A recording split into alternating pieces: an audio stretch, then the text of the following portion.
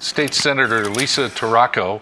She represents State Senate District 18, the Northeast Heights of Albuquerque. She also happens to be kind of a downtown neighbor of ours with her office. And good to see you, Lisa. Thank you. It's nice to be here. Thank you for having me. Can I call you me. Lisa instead of Senator? Oh, please do. Okay. Please do. I want everyone just to call me Lisa. Okay, great. Absolutely. Great to have you in. Thank you.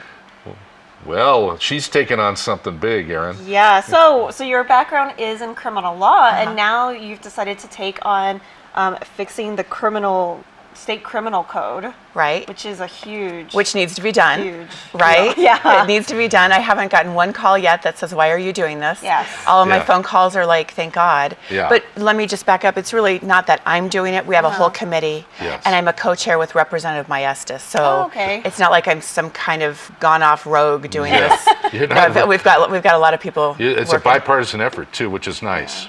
Isn't it refreshing? Yes. And you're getting good input on both sides then. Absolutely. And the two chairs of the committee, I'm the Republican, Representative Maestas is the Democrat. We have equal composition on the working committee.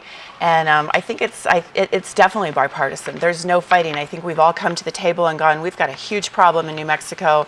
How do we fix it? Yeah. And was there like a certain issue that kind of sparked this idea to change it? Well, for me, this has been, my life's work, being in criminal law and a former prosecutor.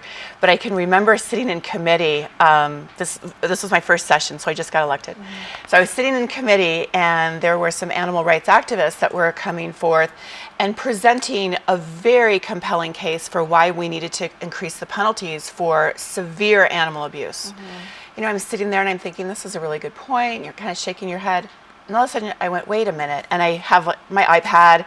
I'm doing a little legal research. And the penalty we were going to impose would have been greater than the penalty for child abuse. Oh, my God. Right. So the concern, and I watched the legislature play through in my first session. And what I see is we're piecemealing things. Something happens that's DWI, and we all react. And so we get tough on DWI. Right. Well, then it doesn't match with these other crimes. And so pretty soon it's Swiss cheese, and it exactly. doesn't work. Oh, that's such a good analogy. Oh, well, thank you. You can use that if you want to. And I don't like Swiss cheese, so that's how now I'm going to get calls from the Swiss cheese activists. But it is. It's like tough in some places, and there's holes in other places, and so it's a serious problem. The other thing, though, is we have a lot of experts here in New Mexico who have been presenting to our interim committee saying this is the philosophy, this is how we can make things better.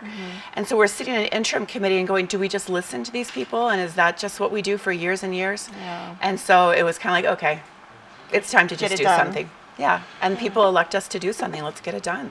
Good. Great. What's That's refreshing to hear. Your timeline, do you have a goal in mind on doing this? It's a big project. It's a huge project. I didn't realize.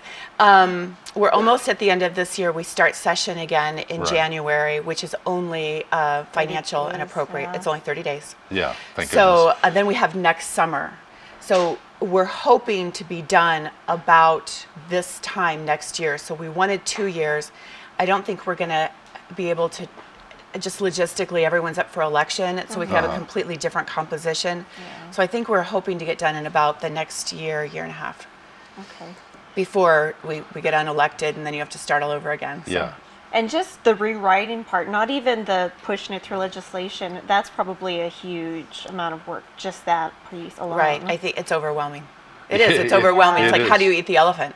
Right. Where do we start? And let me just say, one of the things that I feel very strongly about is I'm getting a lot of reaction, but a lot of the reaction is, let's get tough on this, and let's get tough on this, and let's build more prisons. And that's not the direction that I would like to see everyone go. Right. The point is, let's get smart on crime. Right. Let's, taxpayers are paying millions and millions and millions of dollars into a system that's not working, and people aren't feeling safe. So let's get smart on crime. Let's figure out how we can get people safe, throw away a lot of the old philosophy. Let's do rehabilitation. Yes. Let's do diversion programs. We're not helping the community when we spend millions on prisons and not millions on education. right? I agree. We have about a minute left, Lisa. Is there a model somewhere in some state that we're following, looking at, and it's going, hey, that's a good idea, let's try that? Right. Surprisingly enough, there is, and it's Texas, which people, they have the Right. reputation for being tough on crime and throwing the key away on people.